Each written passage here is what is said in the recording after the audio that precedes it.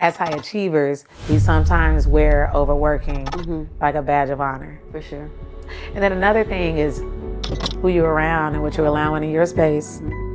Come on. For sure. Because you can't have this big audacious goal, this big audacious opportunity if people around you are speaking down on that. Because your physical being is getting all those things, but that non-physical spirit, soul, heart person needs some time. And that's either taking a walk without taking a meeting in your headphones.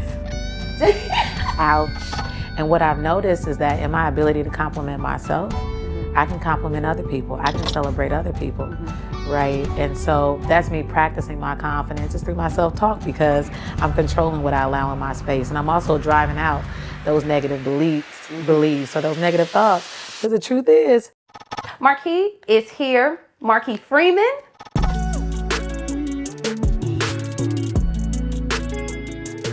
Welcome back, y'all. Welcome back to the couch. It's been a long time. And I know y'all are used to seeing me on a moment, but we are bringing the couch back. And I am so excited. And y'all know with this space, it is about healing, evolving, and transforming together in a sacred space. And I'm glad that each of you have joined us today. I have a special guest, but before I introduce who she is, I just want you guys to subscribe to the channel.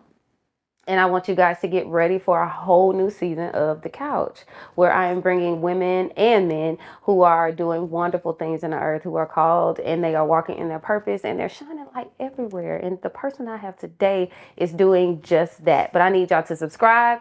I need y'all to share this video with 5 people. Go to your group chat, your church group chat, your mama, daddy group chat, your cousin group. Put it all in the group chats and share this video because it's going to be transformative. So today, we are talking about professional success and personal well-being. And in this space, y'all, we're going to explore the art of taking up space professionally, embracing confidence, practicing forgiveness and grace. We're going to be harnessing the power of saying no and the importance of self-grace and finding time to rest. We're talking about all the things today, okay? Marke is here. Marke Freeman is here, and y'all, she is the coach's coach, okay? And I am so glad you're here today. I'm so happy to be here. I am better being here, okay? Yes. I love that. Okay, I'm just super grateful. Even when she walked in the door, I was just like, her spirit, her aura, everything was just beautiful. But before we get started, how's your heart today? Tell the people how your heart is. My heart is full. My spirit is heavy, tired. You know, we working, we hustling. Right. But my heart is full. Well, I hope you find a little rest in this Thank talk. you. Because it's very comfortable here on the couch. We're just going to breathe it in. Everybody, too, y'all. If you got your journals, because some things may be said that you need to write down, need to remember. And I want you to be ready for that. So let's just connect to the moment and just be present with the beautiful Marke. So who is Marke for the people who are seeing you for the first time? Marke is still in transformation. A lifelong learner, a lover, a giver, an empath. For sure. Yes, an empath by nature, but an embracer too. That's beautiful. Okay, so I know that you're a sports analyst, correct? When she told me her age, and I'm not going to say it because it's none of y'all's business. I appreciate that. Sure. And you've been doing it for how long? Yeah, I've been in the space of broadcasting for the last 5 years. Okay, but so what got you into sports? Because I was watching some interviews and I was just like, she knows her stuff about sports. And my family, my dad has been a coach. All my brothers played every sport, and I mean, my dad had them doing every sport. And you didn't get sucked into it? I did softball, track, okay, and then I ended up cheering. But then music was my passion, so I ended up going into music. But as a kid, yes, I was playing softball. I was a pretty good pitcher too. Come on now. Okay. But my dad was a basketball star back in the day. And he could play really, really well, as all his friends in college people say. Your dad was the best. Your dad. So sports was embedded in me, but I didn't get like the a sports IQ, I'll say that. I just watched it because it was on, but then I found something else to do. Okay. So how did you get into sports? Similar experience. Like I had brothers. I come from a house full of boys, which comes with a lot of trauma. All right. Sure. A lot of fun though. And I say trauma jokingly. Got it. And maybe not so much jokingly, but Yeah, so I just following behind them. You know, your mama, they send you out with them, take your little sister with you. And so that's how I came about it. And then it went from being on the sidelines, kind of watching what they're doing, imitating what they're doing, to developing a passion for it. And so I had a chance to play in college, play professionally, and now I'm still in the space of sports. Okay. So college, what college did you go to? Northern Illinois University, but first stop was Florida A&M. So let's get it right. Yeah. HBCUs, we don't Got miss. it. So yeah, I Okay. started at Florida A&M, and then I transferred to NIU, and that's where I completed my studies. Okay. And professionally? I played professionally in Europe. And Nice. so yes, that was a cool experience. Culture shock. Okay. Take a city girl out the neighborhood, and you throwing me in Europe. But that was an awesome experience. Yes. Fire. So after that, you went into, how did you get into the sports analysis, like, part of your life? It's so interesting because, like, I grew up with a mild speech impediment that made me very self-conscious of how I communicate. Oh, wow. Yes, but my mom was a communicator. She worked in radio. She was a DJ. And so just seeing her excel in that space, that was something she always encouraged and made sure we were prepared for and challenged too. Okay. So when I would have my little stutters or my insecurities were surfacing, she would always challenge me, no, enunciate, nope, try it again, right? And she made me combat that challenge. So, and now what was once seen as my, my gap, my disadvantage, is now my superpower. Because, girl, you are, every time I watch one of your interviews, even from the sidelines at the game, I'm like, you're on it. You gotta be and you on speak point. so eloquently. I'm just like, yes, Marke. So y'all go look her up, Marke Freeman, y'all. And I mean, she's on the sidelines at WNBA games, all the things. Okay, so y'all look that up. Okay, you said something else. You said you're an empath, and so am I. So when did you realize that? Like, when was your first? Because I found out at a very young age that I could sense or feel, what's the word? Bigger than most people, I'll say that. And I mean, and it wasn't until my adulthood that I could actually understand it for real. I just knew as a child, I'm like, that person's really not feeling it today. Or, mommy, I don't really think that they da-da-da. Or my mom would say, girl, you read into it too much. You read into it too much. Because my parents are church people, so they weren't really into energies, okay? And so it's kind of like, I knew at a young age that I had a gift to feel and sense a room, and it's important for us to know how to guard that and protect it and make sure we know how to recharge ourselves and all of that. So how did you find out you were an empath? What happened? It was my normal. Like, I was raised by my mother and my great-grandmother. Okay. And just watching how they navigated certain spaces. And a lot of situations they weighed on me. Like, I couldn't let certain things go. I couldn't let certain things happen to certain people. I was always trying to stand in the gap. And I mean, even with my brothers, like, there were certain situations they would experience, and I felt the need as a younger sibling in many situations to, like, nah, we got to do something about that. And I don't think I really realized that it wasn't normal until I found myself on the back end of a lot of situations. Because I would put myself out trying to be super saver. Yes, for sure. Yes. And when I realized how that was affecting me and just, it contradicted with a lot of things that I was trying to accomplish, I was like, hold on, we need to look into this. Let's tap into this. Yeah. And so, having conversations with my therapist, therapy, okay? Come on now. We'll talk about that later. But yes, having conversations and seeking advice and trying to get a better understanding of why and how to grow and what was okay, what was healthy and what was not. That I had to prioritize that. Man, it was hard for me because I still want to save the world. I still do. And I know my mom, I have a spiritual mom who I confide in, and she's always just like, Joy, you sound like me.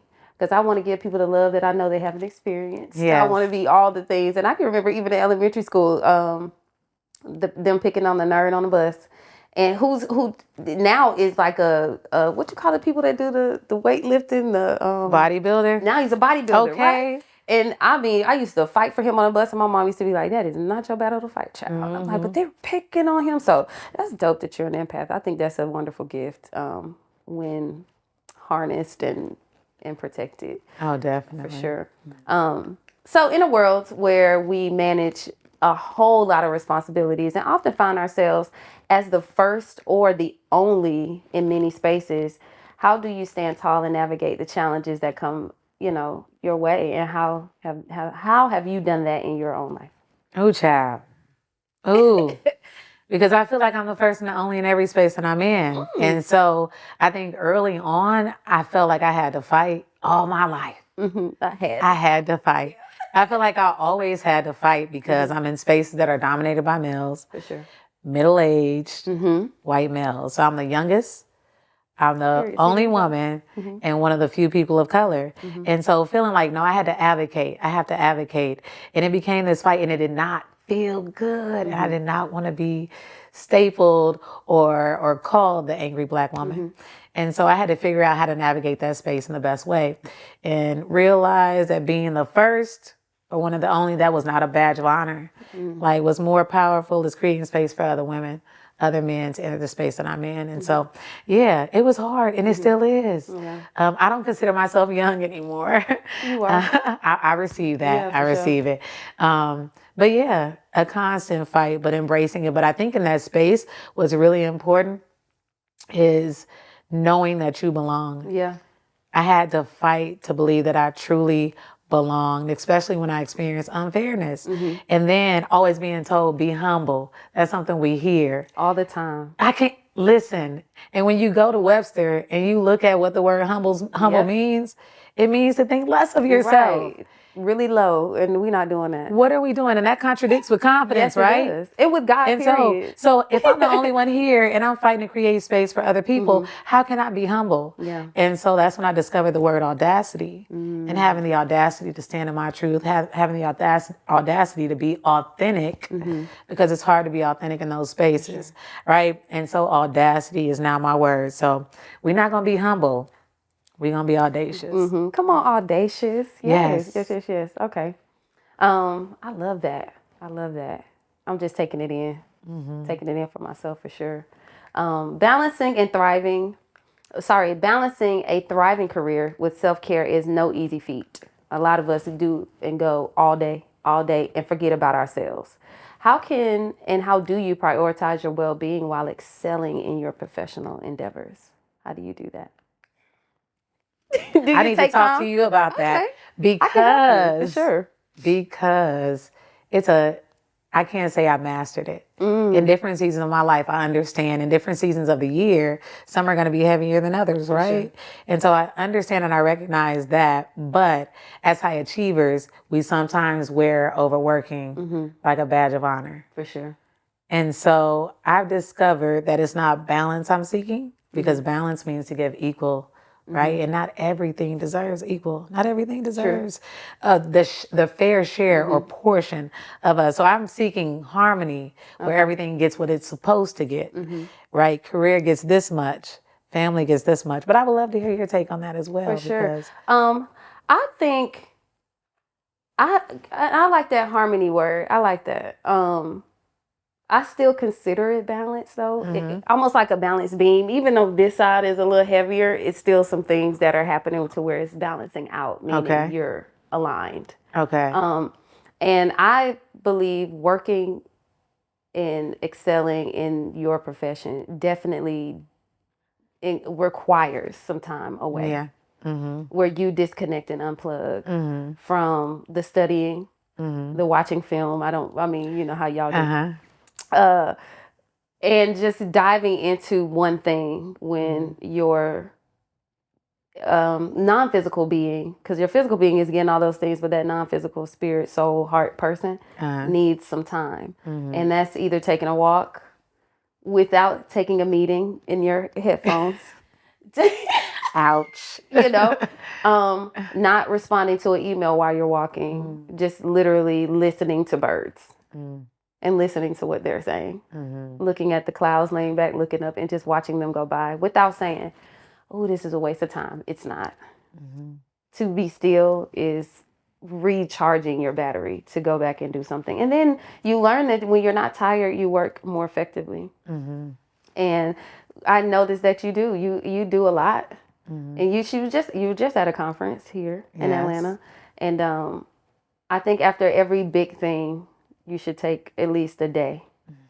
And I know that might be hard for a lot of people. I just literally talked to one lady and she's just like, you're telling me to rest and I have to do this. And I mean, she broke down her schedule and I was just like, I'm still telling you to rest. Mm-hmm. Yeah. And even if that's 30 minutes, you have to find it. So you want me to wake up at 4 a.m.? I'm not saying that, but I am saying maybe the 3 jobs that you have, tell one of them today I can't because I'm going to prioritize myself. Because if I do not do that, then I won't live to do all 3 of these jobs. Ooh.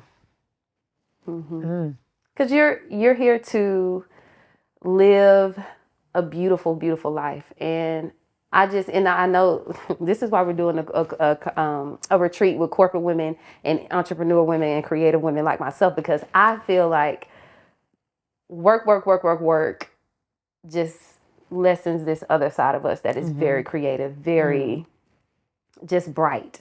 And a lot of women I know are very, like when I say bosses, they are bosses, but they are stressed, overwhelmed, That part. a lot on y'all plate. All that. All that. And even doing this podcast, it becomes a lot, you know, even doing singing and learning music and I'm a mom as well. So it's like, it becomes a lot, but you have to prioritize that time away to not do anything, to not think about anything. And it just literally changes your whole perspective of life, what you're doing, and all the visions that God is giving you. You be like, okay, I could go back now. I'm good. We all need it. Your phone die when it's done too. So, and you got to recharge that thing. So we don't want to die. I just gained anxiety from the idea of my phone dying. See? But yeah, that's its own thing. And I get excited when mine dies. Oh. See? Oh. I get excited like, oh, okay, I got 30 minutes. Ain't nobody gonna call. Listen, that's why we on the couch. Yes. That's why we are on the couch. Yes.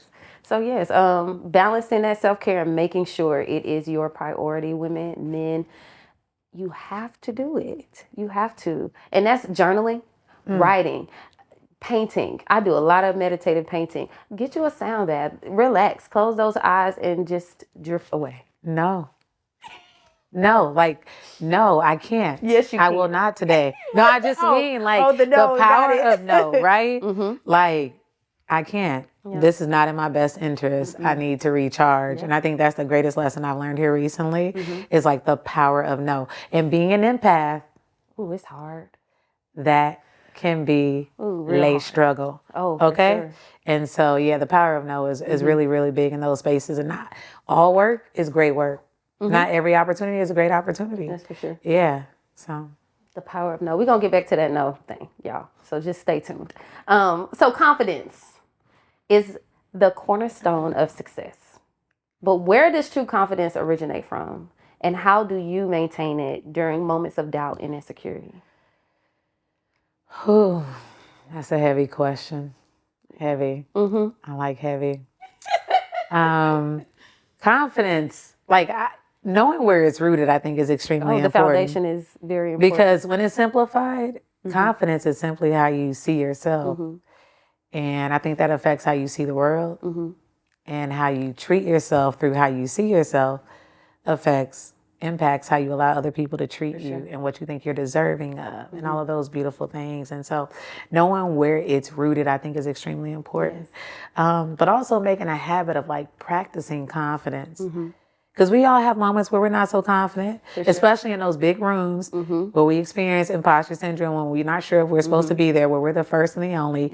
And you're going to have those moments where you feel like, hold on a second. How did I get here? Right. I'm from the hood and now I'm on Wall Street. Right. And so those experiences and recognizing it, but knowing, how do you know you're supposed to be there? And so I think confidence comes from a few different things. And one of them, I think, is preparation. Every experience is relevant. And I've heard you say that. I've heard you say that in your moments, right? Like every experience matters. Yes, it does. Good or bad, they are all relevant. Big or small. Yes. And so if I have not had certain experiences doing certain things, if I ain't had experience flying through a storm, I am not going to be confident in that space. Right. And so whether good or bad, a good experience or bad experience, that preparation is very relevant in that confidence. And then another thing is who you're around and what you're allowing in your space. Come on. For sure. Because you can't have this big audacious goal this big audacious opportunity if people around you are speaking down on that Don't opportunity. do that, girl. You know, they don't never now. They don't win when they go over there, girl. It's hard over there. So you might want to think about ain't nobody doing that. Right. Are you sure you want to do that? And so you have this big audacious goal. You dreaming as big as God has told you to, right? And now you are allowing people in your space, whether it's social media. That's why I follow you on social media, because I know you're going to feed my spirit, right? And so everything around us unconsciously affects us in some type of way. For sure. I can't tell you how many times I've been listening to a song and been like, my heart is broken, and I'm not even going through that in that moment. It happened today. I was like, oh, I feel sad. Let's change. Right. Let's change that. Let's change the frequency energy. for sure. Yes. And so our influences truly matter. And then finally, just what we think of ourselves. Like, sweetie, you have to feed yourself what it needs. Yeah, for proper supplements. I say my daily vitamins, right? I need some joy in my life. You're going to feed the right spirit. Yeah. So, yeah. For sure. And confidence for me is simply the willingness to try. Like, that is the only way the confidence is going to be built. You want to be a swimmer? You got to jump in that water. And that's where it starts. You decide, I want to be a swimmer. Okay, I got to learn how to swim. I want to be a singer. I got to learn how to sing. You got to be willing to try it out. And there have been stages that I've been on where I've been like, you want me to come do what? You want me to speak? And I literally go to, are you Christian? Yes, I am. Okay, Come cool. on now. Okay. So Moses in the Bible, it's almost like that. Moses had imposter syndrome like a mug. Okay, where God was like, okay, I need you to speak. Well, since you're not going to speak, I'm going to get your brother to speak for you since that stutter is really bothering you. Come on now, because you're talking to somebody right now. Okay. We just talked about my experience. Yes, for sure. But continue. And the way God used Moses, even in his speech problem and all the things, it's like God always prepares the way for us. No matter what you think your insecurity is, no matter what you think your challenge is. Well, I can't really talk like them, but you want me to come talk to all the people that have degrees and things that I don't have. And immediately as I get on that stage, just like Moses got right on that rock and said everything God told him to say, women come up to me and go, I need to give you all my degrees. Everything I went to school for, you just said everything I learned in college, and I didn't go to college I don't have any degrees. I just have I went to school to be certified as a life coach. But when I see people with their degrees and all these accolades, I just be like, God, are you sure you called me? And every time he says yes. And then he proves it with what room he sends me in. Come on now. And that is where your confidence gets built, when you know your foundation. Okay, God got me. What do you say? I don't call and qualify. Listen, I qualify the calls I called. Yes, come on now. And so I think if we start leaning on that, the confidence is there. It's in what God told you and what God showed you. You are. And I always say, God, I want to see myself as you do. I just want to see myself the way you see me, and show me other people the way you see them too. So I treat them with the same love, you know? So confidence is a willingness to try it out, to go look over that cliff and go, you got, okay, cool, let's jump. Yes. Let's jump. So yes. So what I heard you say is courage. For sure. It takes some audacity to be confident. For sure. Yep. And you got to try it out. Don't be scared. Don't be scared. And in moments of doubt and insecurity, always go back to what you know. Go back to what you've already done, what God has already showed you, and all the things you've already accomplished, and you draw from that. And your confidence is in the things that you've accomplished, big or small. Those experiences. For sure. For sure. Yes. So that's how we doing it, y'all. That's how you building your confidence. Okay. So what are some practical steps you take to cultivate and strengthen that confidence and self-assurance? First, my circle, what I allow in my space, as I shared. But the second thing is self-talk. Because a lot of times we listen to ourselves as opposed to talking to ourselves. Those are two very different things. And so, like Joy, I am infamous. So I will be walking around in the house by myself and say, you are so smart. I'll be walking through a grocery store and I'll do something very, very sympathetic or just a random act of kindness. And I would tell myself, you are a great person. And I will walk off that stage where I've just had a conversation with 1,000 people, and I will say, you were supposed to be there. That's why you're there, sis. Right? And so my conversations, even in my tougher moments, I extend myself grace. Yeah. No, you're all right. You done had a long day. You off a back-to-back. zero sleep, and you still gave the best of yourself. The best of yourself was a 7-a-day, sis, but it was the best of you, right? And so I'm constantly talking to myself. I was in my hotel room a couple days ago, and I got all these gadgets. And I got this one thing that I plug in. I try to get all my gadgets charging on this one device that I can plug into the wall. And I struggled to figure it out. And I was somewhat rushing to drop my stuff and go. And once I got it all figured out, I was like, man, you're so smart. You're so smart. But genuinely, and what I've noticed is that in my ability to compliment myself, I can compliment other people. I can celebrate other people, right? And so that's me practicing my confidence is through my self-talk, because I'm controlling what I allow in my space. And I'm also driving out those negative beliefs or those negative thoughts, because the truth is, as high achievers, we all have them. For sure. We attack ourselves daily with red pens. Oh, you ain't speak that well. You stuttered over this. You forgot to say, hey, what you do? Like, right? And so catching that moment, now we're not finna do that. You off 0 hours of sleep. You did your absolute best. You prepared to the T, right? You are where you're supposed to be. And so self-talk is major for me. That's fine. That's amazing. Practical steps to cultivate self-assurance. Let me see. What do? I just meditate, and I'm still mastering the self-talk thing, because I talk out loud and I encourage people all day. But I will say, when it's back to me, I want to start doing the walking around. Like, you're maybe the fourth person that walks around and says it out loud. I normally say it to other people. Like, that was so beautiful what you just, oh my God, that was amazing. But when it comes to me, if I do something, I never really say it to myself. I just show up where I need to show up. But it's never a thing of, Joy, you did that. And I want to start doing that. But I did read something where because I journal a lot, and it said, write down the things that you would love to hear to yourself, like you would want someone to say to you. And I'm writing down all these beautiful things, and then at the end it's like, now say them to yourself. And I was just like, I thought That's you said deep. right. Like, so everything that you want to hear, anything you want to hear, I'm beautiful, you did that, you wrote that book, you sang that song, everything that you would want somebody to say to you, just say it to yourself right now. Write it down. And then at the end, after you wrote it all down, say all those things to yourself and repeat them daily. And so I read them daily, but I'm going to start saying them out loud. Yeah, because every time I hear that, it just hits me in my stomach. Stormy Wellington did it on, are you familiar with Stormy? I'm not. She's a Put me phenomenal. on now. No, she's phenomenal. Okay. Like a network marketer, but she's an inspirational speaker as well. And every time she hit that stage, it's fire. But she was saying some things. I'm the head and not the tail. I created, not destroy. And as she was yelling these things, I was just like, yes, absolutely. I feel that, Stormy. Yes. Thank you for that. Like, and so I'm definitely going to start saying things out loud to myself. And I want y'all to do the same thing. Cultivate that practical step to start strengthening your confidence and self-assurance, because life be lifing. And it ain't finna stop. Listen, so we gonna cultivate that step. I love that, for real. Okay, so life's lessons are our greatest teachers. What is the most challenging lesson you've had to learn, and how did it shape the person you are today?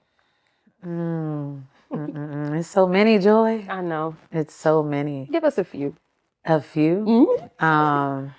I would say the one that I'm still learning and growing from is grace. Self-grace and extending grace to people who may make it hard to extend grace to. And so learning what grace is, I had a very unique relationship with my father, and he passed away 2 years ago. And so learning what our relationship meant. And he struggled with addiction. So I went to one of his meetings with him one day. And I remember when we walked in, it was in the basement of this church. And there was this whiteboard with 2 questions. The questions were divided by a line. And the first question was, how are you staying active during your addiction? But the second question was, how is God showing you grace recently? And I remember just sitting on that question as we entered the room. And when we sat down, you go around and it's just like you see on TV. when you go to those meetings, Yeah. yes, Get to be hi, I'm Marky, my addiction is, right? And so they got to my father and he shared his. And I was just like, I'm here to support my father. And listening to him answer that question changed my life, and it changed our relationship in that moment because I had held some things against him for a long time. And he explained what grace was, and he said, well, when I think about it, you know, justice is when you get what you deserve. He said mercy is when you don't get what you deserve. And he said grace is when you get what you don't deserve. And he sat in that for a minute. And my dad was one of the smartest people I know. He didn't graduate from college, but one of the smartest people I knew. And he sat on that and he got quiet. And the pause was so pregnant, so long, for sure. that I looked at him just to make sure he was still with us. And I had never seen him get emotional. And he had gotten emotional and he said, Grace is, my daughter is sitting here with me today. Yeah. And that took me to a different place because for so long, I had not forgiven. I had not let go. And to see how heavy that was on him and to actually witness the power of addiction and to see how he was trying, it made sense of a lot of things. And I just remember feeling so sorry. I just remember feeling, just quite honestly, like bad. Yeah. Like, why haven't I given him the grace that he deserves, the grace that we receive every single day? And maybe that would help him a little bit with what he's been struggling with my entire life. And because of that grace, we were able to walk out of that space and mend our relationship. And it was just a few years later that he passed away. But I learned that grace, just like forgiveness, is freedom. Yeah, it is. For sure. And I've also learned that God deals with us not by how people deal with us, but by how we deal with those very people. And it was hard. And I'm grateful for the time we had, the years that passed before he passed. But it was a lesson I wish I would have taken note of earlier. But if I did so earlier, it probably wouldn't have meant as much as it means right now. And so, yeah, that's a lesson I'm still digesting, but I'm able to take that into every space that I'm in and every relationship that I have. But it's a hell of a lesson to learn. Oh, yeah, for sure. That way, in that way. For sure. And I think I'm on the other side of, I've given people grace so much. And we even had an episode about forgiveness. And my I've friends, seen it. yeah, I watched and my friends are like, no, is everything forgivable? Me? I was like, yes, it is. Everything is. But I've been this way since I was a little girl. And I've learned how to weigh it now better. Like, this person, everybody deserves grace. But I don't have to be the extender of that. I'm going to let God. Because half of these people I may not even know. And I'm like, but they need grace. Oh, no, they need love too. And even I told the story of the person who molested me seeing him. And they were like, you forgave him? I waved. Because my forgiveness is that strong. Like, and I'm not saying that's easy for everybody because it's not. But I had to learn to allow God to help those people. Because me giving grace was just like, oh, okay, for them, oh, good. Well, we could just move on. No, sometimes God wants to teach them a lesson in their pain and bring purpose out of that. So I had to learn to let God be God and do it his way versus me jumping in and being God. Like, I can fix it. I got it. And that's what grace too soon, it'll mess up the lesson sometimes. So That's I true. had to learn that. That's true. I had to let some things go, even with a family member of mine. Like, I tried to just do everything, show love, show grace, show forgiveness, and it's just like, no. And a friend of mine just told me a few days ago, Joy, you can't pour your pearls on the swine right now. And God is changing people. And so the time frame is always God's timing, and I'll be doing stuff too soon. My love is limitless. It's crazy. So I've had to learn how to step back, let the lesson be taught and learned and accepted, and then joy. Okay, now we apply this grace that you love to apply. So, but that's a beautiful story. How does it feel for you to be able to extend grace in moments like the one you shared? Amazing. Because it's so sincere. And at first, I always felt a little weird or different, abnormal, because I would be like around people who could be angry and who could really be holding on to things. And I'm like, should I be mad? That's what should I really be upset right now? Or people would say, you just don't care. I do care. I'm just saying the solution is love. Yes. But I care, and it always came off to people as though I didn't, or I was just moving on to move on. And I'm like, no, like my heart is really in a place of, I don't want to be upset. And who wants to be mad all the time? Yeah, you said genuine. Yeah, like it's got to be genuine. It's grace genuine. is not okay. You got it. Right. Yeah, you got it. That's cool. No, that's not grace. And then too, grace for me, because I'm not a perfect person, and so I've learned like, because I need forgiveness and I need grace, it's so easy for me to extend it because I know I'm the same, or I may need your forgiveness one day, so I'm not gonna hold it against you. But it can be hard to extend that grace to people that are close to us. Yeah. It's easier to give grace to our coworkers, but to relatives, it was hard at first. significant others. Ooh, wait a minute. Yeah, it gets rough, but there's always, it's like God gives me the revelation so quick, and other people, they get to sit in their stuff for years. And with me, it's just like he dropped something in my spirit, and I'll be like, oh, I got it. I can't even hold on to it after that. Like, I died for you. I chose to love in spite of. Oh. I chose to drink that cup. I chose to die on a cross. I chose to, and for those who don't know the Bible, just think of it as someone sacrificing for you, and it's kind of like, as Christians, I live that life. Like, I'm open to helping. I'm open to using my story to help somebody else. I'm just open-minded in that way of, you're not perfect, I'm not perfect. The grace is just for all of us. And if I have to be the example of that, I don't mind. You said a couple of things that just took me there. And since we're going biblical, we're going to go there. But, it wasn't until afterward, you said being genuine and the timing. Because for a moment, I was like, okay, I'll give them a pass. And that's not grace. No. There's a big difference. You feel it. But the time, oh yeah. But the timing of it all mattered because I was truly ready to extend that. And then it wasn't until after everything had passed and he had left us that I realized that it was truly genuine, and I could walk away from that, and he could be gone and I could be okay.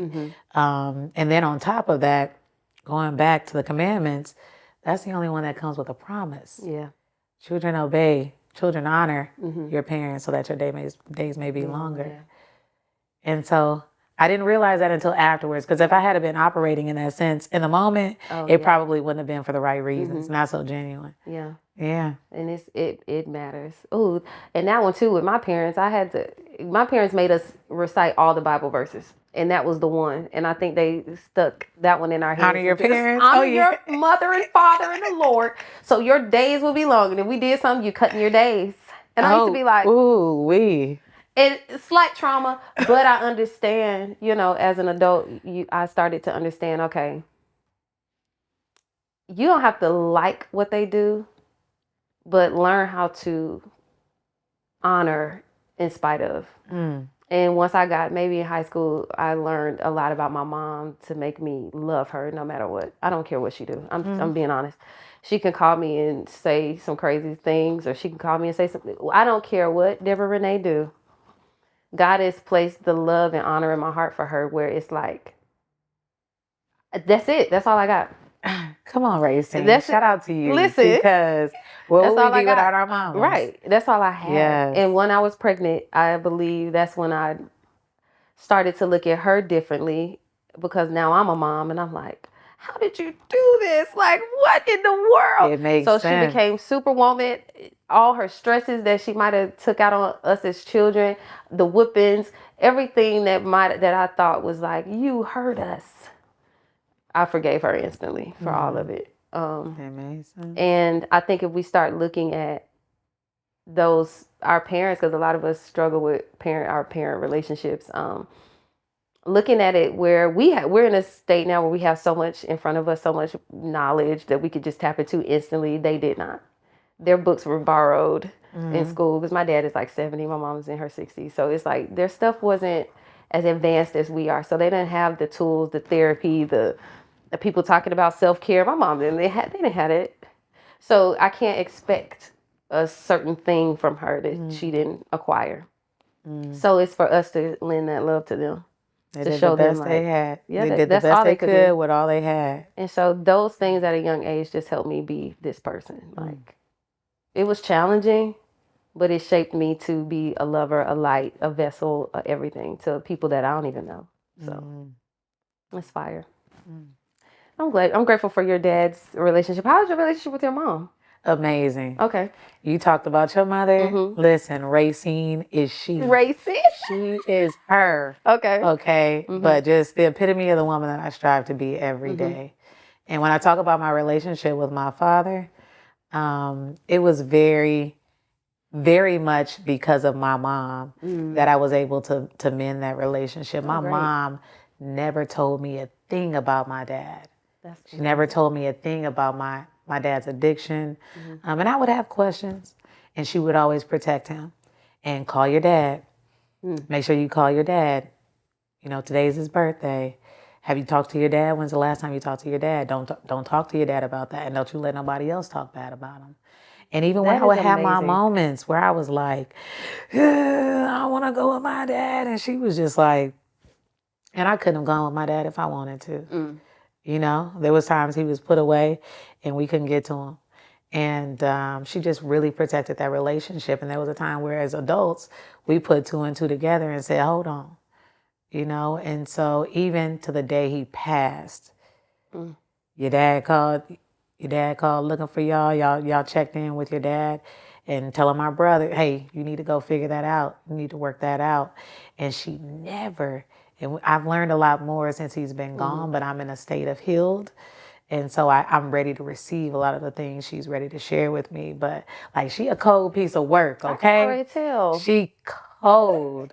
And I'm just grateful for that. And so when I watch my friends navigate difficult relationships and co-parenting, I can give advice from a different place. But that woman, you talked about putting two and two together, the sacrifice. Baby, you did that. Yes. And that's all I got. It's honor. Like, yes. For sure. So one thing I don't play about is my mama. For sure, me either. As much as she never played about me. Yeah. That's dope. That is beautiful. Okay, I have to process things. That's why I get quiet, because that's dope. Okay. Y'all, it's been a beautiful episode. But before we go into your book, because she does have a book, podcast, and all the beautiful things, what's one thing you want the people to leave with that they can chew on and digest? That's a great question. You getting to it on the couch. Didn't waste any time. I think it's fully understanding the power of being healed. Your platform is just about healing and growth and finding self-discovery, and the power in that. We'd be living in a much better world if all of us individually healed and took the time to do the work, and not just accepting some of our flaws or our ways. And so I would like the people to know that you're the captain of that ship. You are in full control. Utilize your resources. You're not responsible for what happened to you, but you are responsible for what happens next. Yeah, for sure. Yeah. That's beautiful. Okay, so let's get into this book. Tell us about your book, Champions Creed.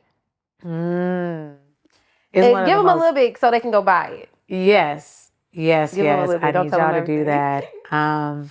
The undeniable principles that separate the good from great. I've been fortunate to be in a number of spaces around some incredible human beings. And I made it my responsibility to be a life learner. And I've taken my experiences on every level and everything that I'm blessed to do. And I put them all in a book. resources. So we talk about adverse situations. We talk about influence. We talk about honor. We talk about character. We talk about that preparation.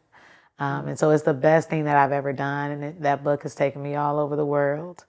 And so it's only right that I share it. I share it with people and pay it forward. Okay.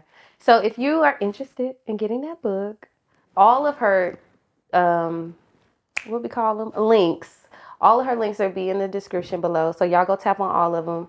Go see what she has to offer. It's a wealth of wisdom, a wealth of knowledge, and all the inspiration that you need. Okay, in that book, the podcast, even watch her interviews, y'all, on the side of the court. You'll learn something. Okay. So yeah, tell the people how they can find you, your Instagram page before we go. At Marke Free, at MarkeFree. Look me up. Stay connected. Okay. So thank y'all. Thank you, Marke, for coming. For sure. I had a good time. I've learned so much. You're beautiful inside and out, and your story is remarkable. Okay, so thank you for being a light. Thank you for coming. You got to come again. We got to hang out outside of this too. Oh, period. Yes, done. For sure. So thank y'all for joining us. And remember, no matter what you do, no matter where you are, no matter who you are, there is always room for you right here on the couch. See you next time.